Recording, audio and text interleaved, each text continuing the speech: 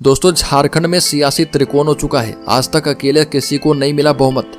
10 के आंकड़े के पार भी सिर्फ 4 दल ही पहुंचे।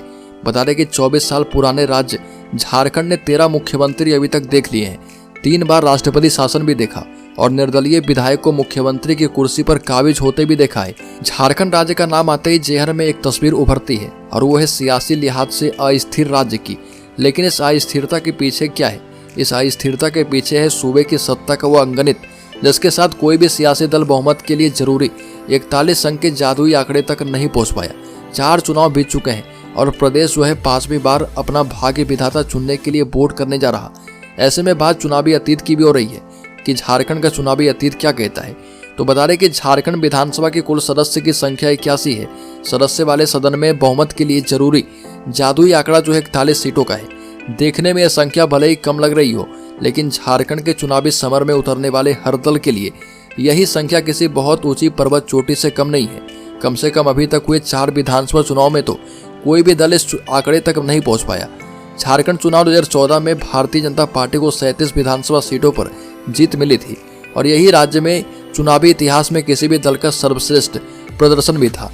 बता दें कि झारखंड चुनाव की अतीत पर नजर डालें तो राज्य में अब तक केवल एक चुनाव में ऐसा हो पाया है जब 4 पार्टियों को 10 या उससे ज्यादा सीटों पर जीत मिली थी और ऐसा 2009 के विधानसभा चुनाव में हुआ था जब बीजेपी और झारखंड मुक्ति मोर्चा दोनों ही पार्टियों को 18-18 सीटों पर जीत मिली थी।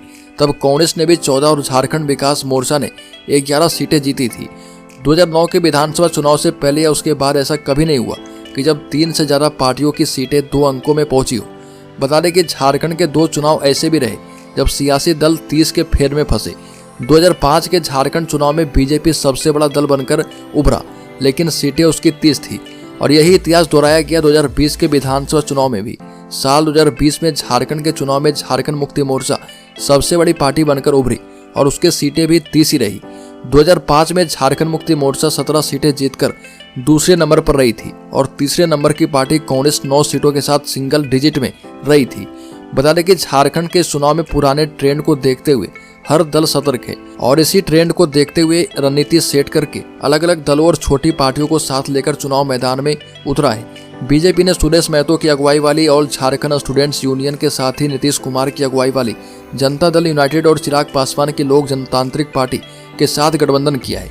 वहीं सत्ताधारी झारखंड मुक्ति मोर्चा के साथ कांग्रेस, राष्ट्रीय जनता दल और लेफ्ट पार्टियां हैं। चुनाव के बाद सरकार गठन की कवायद जोड़ तोड़ के फेर में ना फंसे, इसको लेकर सतर्क दोनों ही प्रमुख पार्टियां बीजेपी और झारखंड मुक्ति मोर्चा ने चुनाव पूर्व छोटे छोटे वोट बैंक को टारगेट करके गठबंधन किया है और अब गठबंधन का एक गणित जो है किसके लिए कितना मुफीद साबित होता है ये 23 नवंबर की तारीख बता देगी।